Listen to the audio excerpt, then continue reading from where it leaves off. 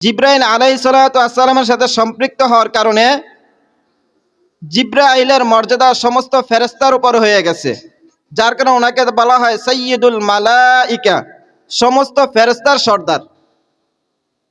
এই কোরআন যখন আপনার আমার নবীর উপর অবতীর্ণ হয়েছে, এখন আপনার আমার নবী তো এমনি মর্যাদাবান, কিন্তু কোরআন অবতীর্ণ হওয়ার কারণে আপনার আমার নবী হয়ে গেছে সাইয়্যিদুল আম্বিয়া, সমস্ত নবীদের সর্দার। এই কোরআন যখন মক্কা মদিনা নাজিল হয়েছে, মক্কা মদিনার সাথে এই কোরআন সম্পৃক্ত হওয়ার কারণে পৃথিবীর মধ্যে যত শহর আছে সমস্ত শহরের চাইতে মক্কা মদিনা আল্লাহর কাছে শ্রেষ্ঠ হয়ে গেছে। কেন শ্রেষ্ঠ হয়েছে? এই কোরআনের সাথে সম্পৃক্ত হওয়ার কারণে। ভাই আমার, এখন আপনি আমাকে যদি আল্লাহর কাছে শ্রেষ্ঠ বানাইতে চাই, দুনিয়া ও আখিরাতে শ্রেষ্ঠ বানাইতে চাই, তাহলে আপনাকে আমাকে কি করতে হবে? কোরআনের সাথে মিশাই দিতে হবে, কোরআনের সাথে মিলাইতে হবে। যদি মিলাইতে পারি তাহলে কোরআন যেমন শ্রেষ্ঠ, আপনা আমিও কি হয়ে যাবো? আল্লাহর কাছে শ্রেষ্ঠ হয়ে যাইব। তো আসেন, এই কোরআনটা যে এত শ্রেষ্ঠ, এই কোরআনটা কি? আমরা আগে কোরআনটাকে চিনি, কি বলেন, তাই না? যে জিনিসটা এত দামি, যে জিনিসের সাথে কোনো জিনিস লাগলে ওই জিনিসটা দামি হয়ে যায়, তাহলে ওই জিনিসটাকে আগে, ওই জিনিসটা আমরা চিনতে হবে। তো আসেন আগে কোরআন কি? আমরা কোরআনকে জিজ্ঞাসা করি, কোরআন তোমার নাম কি? তুমি কোথায় থেকে আসছো? কি বলেন? একটা অপরিচিত মানুষ দেখলে আমরা তাকে বলি না, ভাই তোমার নাম কি, বাড়ি কোথায়, তোমার বাবার নাম কি, তোমার দাদার নাম কি, কোন এলাকার সন্তান, বলি না? তো এই কোরআন যা আমাদের মাঝখানে আসছে, এবার আমরা কোরআনকে জিজ্ঞাসা করি, ও কোরআন তোমার নাম কি, তোমার বাড়ি কোথায়, তুমি কোথায় থেকে আসছো, কেন আসছো, জিজ্ঞাসা করা দরকার আছে না? তো চলেন না আমরা একটু কোরআনকে জিজ্ঞাসা করি, ও কোরআন তোমার বাড়ি কোথায়? তো কোরআন উত্তর দেয়, ও দুনিয়ার মানুষ, আমার নাম কি তোমরা জানতে চাও? আমরা উত্তর দিলাম, হ্যাঁ হ্যাঁ, আমরা তোমার নামটা জানতে চাই। কোরআন বলেন, বাল হুয়া কুরআনুম মাজিদ। কোরআন বলেন যে আমার নাম হলো সম্মানিত কোরআন। কোরআনের নাম কি? সম্মানিত কোরআন। এবার কোরআনকে জিজ্ঞাসা করলাম, ও কোরআন তোমার বাড়ি কোথায়? কোরআন বলে, ফি লাউহিম মাহফুজ। আমার বাড়ি হলো 7 আসমানের উপরে, লৌহে মাহফুজ হলো আমার বাড়ি। কোরআনের বাড়ি কোথায়? লৌহে মাহফুজের মধ্যে, 7 আসমানের উপরে। কোরআনকে জিজ্ঞাসা করা হলো, ওই কোরআন তুমি কার পক্ষ থেকে দুনিয়ার মধ্যে এসেছ? কোরআন আপনাকে আমাকে উত্তর দেয়, তানজিলুম মির রাব্বিল আলামিন। কোরআন বলে, আমি বিশ্ব জগতের প্রতিপালকের পক্ষ থেকে তোমাদের নিকট এসেছি। এবার কোরআনকে জিজ্ঞাসা করা হলো, ও কোরআন তুমি কার মাধ্যমে, কার সাথে তুমি আমাদের কাছে এসেছ? কোরআন উত্তর দেয়, নাযালা বিহির রূহুল আমিন। আমি জিব্রাইলের মাধ্যমে তোমাদের নিকট, আল্লাহর পক্ষ থেকে তোমাদের নিকট এসেছি। কোরআনকে জিজ্ঞাসা করা হলো, ও কোরআন তুমি কার বাড়িতে বেড়াইতে আসছো? কার বাড়িতে মেহমান হিসাবে আসিছ? তুমি কার উপর নাজিল হয়েছ? কোরআন বলে, নুজ্জিলা আলা মুহাম্মদ সাল্লাল্লাহু আলাইহি ওয়াসাল্লাম। কোরআন বলে, আমি বিশ্ব নবী, আকে নবী, খাতামুন নবী হযরত মুহাম্মদুর রাসূলুল্লাহ সাল্লাল্লাহু আলাইহি ওয়াসাল্লামের উপর নাজিল হয়েছে। কোরআন কার উপর নাজিল হয়েছে? আপনার আমার নবীর উপর নাজিল হয়েছে। এবার কোরআনকে জিজ্ঞাসা করা হলো, ও কোরআন তোমার ভাষা কি? কোরআন ডাকতে বলে, বিলিসানিন আরাবিয়্যিম মুবিন।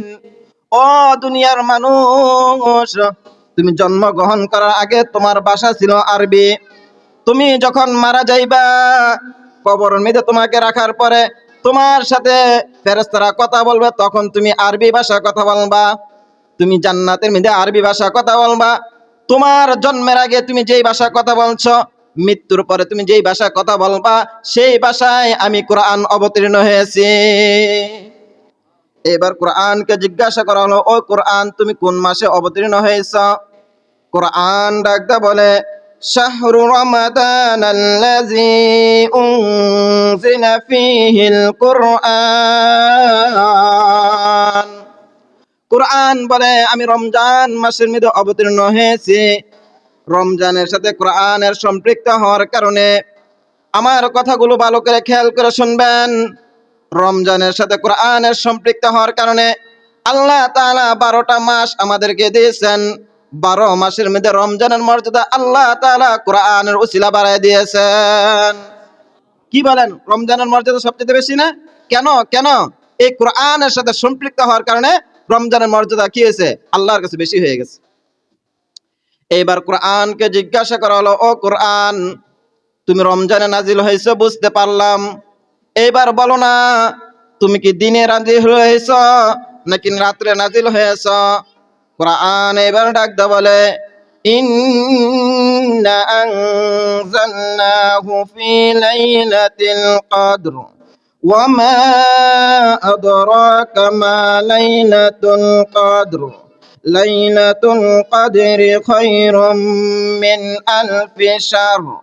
কুরআন বলে আমি রাত্রে নাজিল হয়েছি। তুমি কোন রাত্রে নাজিল হয়েছ? আমি কদর রাত্রে নাজিল হয়েছি।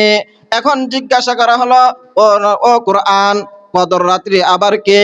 কুরআন উত্তর দিতেছে, লাইলাতুল কদরি খায়রুম মিন আলফি শাহর। ও দুনিয়ার মানুষ, ভালো করে শুনিয়া রাখো, কদর রাত্রি আল্লাহর কাছে এত শ্রেষ্ঠ, এত শ্রেষ্ঠ, 1000 রাত্রি তুমি ইবাদত করিয়া, 1000 বছর তুমি ইবাদত করিয়া যেই পরিমাণ নেকি তুমি অর্জন করতে পারবা, যেই পরিমাণ আল্লাহকে তুমি সন্তুষ্ট করতে পারবা, শুধু যদি তুমি কদর রাত্রিতে ইবাদত করো, আল্লাহ খুশি হইয়া তোমার আমল নামায় 1000 রাত্রি চাইতে বেশি নেকি তোমার আমল নামায় দিয়ে দিবে। এমন এক শ্রেষ্ঠ রাত্রিতে গিয়েছে কোরআন আপনার আমার কাছে এসেছে। এইবার কোরআনকে প্রশ্ন করা হলো, ও কোরআন, তোমার অনেক কিছু জানতে পারলাম, এবার আরেকটা উত্তর দাও না। কোরআন বলে, কি প্রশ্ন করবা বলো? আমরা প্রশ্ন করলাম, কোরআন তুমি দুনিয়ার মধ্যে কেন এসেছ? তোমার আসার কারণ কি, উদ্দেশ্য কি? কোরআন বলে, দুনিয়ার মধ্যে আসার আমার কয়েকটা কারণ। 1 নাম্বার কারণ হলো হুদাল লিল মুত্তাকিন। আমি মুত্তাকিনদেরকে হেদায়েতের রাস্তা দেখানোর জন্য আমি কোরআন অবতীর্ণ হয়েছি। এটা হলো 1 নাম্বার। দ্বিতীয় নাম্বার, তুমি কেন অবতীর্ণ হয়েছ? কোরআন বলে হুদাল লিল আলামিন। দুনিয়ার মধ্যে যত মুমিন আছে, যত বেঈমান আছে, যত কাফের আছে, যত মুসলমান আছে, যত মানুষ আছে, সমস্ত মানুষকে আমি কোরআন হেদায়েতের রাস্তা দেখানোর জন্য অবতীর্ণ হয়েছি। তাহলে 1 নাম্বার, কোরআন শুধু মুত্তাকিদেরকে হেদায়েতের রাস্তা দেখানোর জন্য অবতীর্ণ হয়েছে। দ্বিতীয় নাম্বার, কোরআন সবাইকে, মুমিন হোক, কাফের হোক, বেঈমান হোক, যেই দল করুক না কেন, মানুষ তো সমস্ত মানুষকে আমি হেদায়েতের রাস্তা দেখানোর জন্য অবতীর্ণ হয়েছি।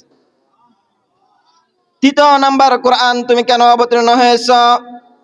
কোরআন বলে আমি অবতীর্ণ হয়েছি, নাজিল হয়েছি মুমিনের হৃদয়টাকে, মুমিনের ঈমানটাকে, যেই মুমিনের ঈমানটা দুর্বল হয়ে গেছে,